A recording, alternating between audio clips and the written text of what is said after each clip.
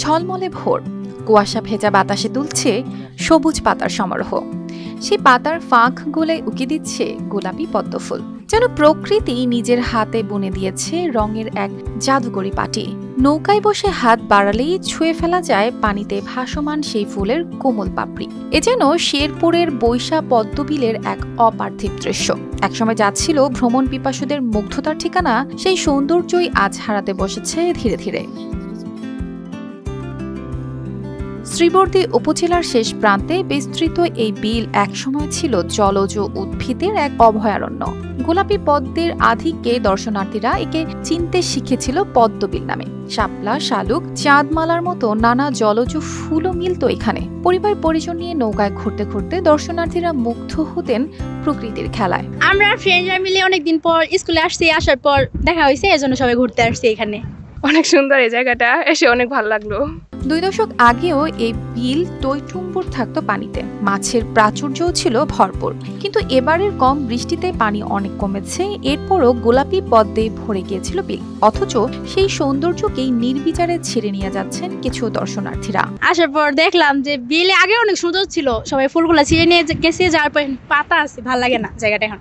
হ্যাঁ, ফুলগুলা কমে গেছে, ফুলগুলা ছিঁড়া উচিত হয় নাই। এইভাবে ছিঁড়ার পর জায়গাটার সৌন্দর্যটা নষ্ট হয়ে গেছে, আগের মতো নাই।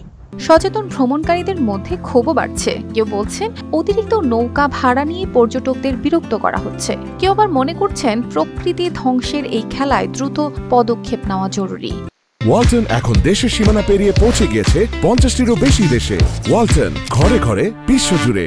প্রত্যেকদিন অনেক মানুষ ঘুরতে আসে, আইসা মনে করেন যে সবাই 2-4টা করে 8-10টা করে যাই আসে, তাই ফুলগুলা মনে করেন যে উড়ায় উড়ায় নিয়ে যাওয়ার পর এখন মনে করেন যে ফুলগুলা অনেক কইমা গেছে গা, যার জন্য এই পদ্মা বিলের সৌন্দর্যটা অনেকটাই আগের থেকে কইমা গেছে গা।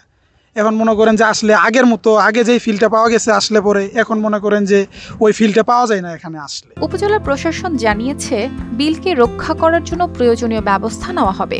ঘুরতে এসে পদ্ম তুলে নিয়ে যাওয়ার কারণে অল্প সময়ের মধ্যে এটা ধ্বংস হয়ে যায়। তো আমরা এই শিক্ষাটা নিয়েছি যে পরবর্তী সময়ে যখন এই সময়টা আসবে, আমরা আরও কোঅর্ডিনেটেড ওয়েতে বিভিন্ন জনসচেতনতামূলক কার্যক্রম, তারপরে হলো স্থানীয় সরকারের চেয়ারম্যান, মেম্বার এবং গ্রাম পুলিশের সহায়তায় বিভিন্ন টিম করে এইটা যেন সংরক্ষণ করা যায়, এই ব্যবস্থাটা আমরা জারি রাখবো। কালের পরিক্রমায় শেরপুরের অনেক বিলই দখল হয়েছে মাছের প্রজেক্ট কিংবা মাটি ভরাটে। হারিয়ে গেছে শাপলা পদ্মের প্রাচীন দৃশ্য।